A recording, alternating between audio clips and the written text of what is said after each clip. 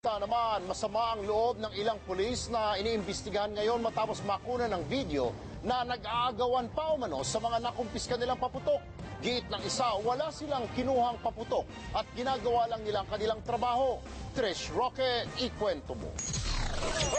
Ito ang kuha ng News 5 habang nagkakagulo umano ang ilang police QC habang dinidispatcha sa Camp Karingal ang mga nakumpiska nilang paputok noong December 29. Dahil sa pangyayari, 16 sa kanilang iniimbestigahan ngayon ng NCRPO.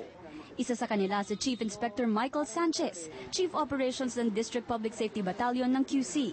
Sa pakikipag-usap niya sa amin, sinabi niya na walang nangyaring agawan. Kami po ay mayroong verbal order na ibalik po ang mga paputok. Ayan po ay pinabubulaanan po namin na yun po ay kinuha at ginamit sa personal na interest.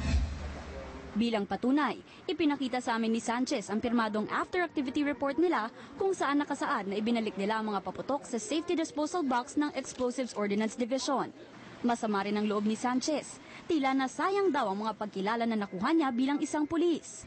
Kung ganyan din po masisira ang aming image yan, sino pa po susunod po sa amin at sa paniniwala po?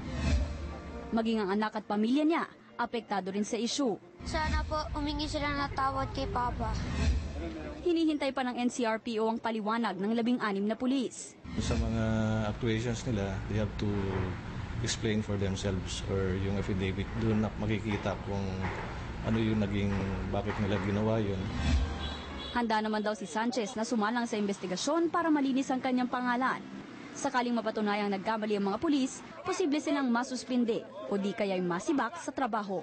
Trish Roque, News 5.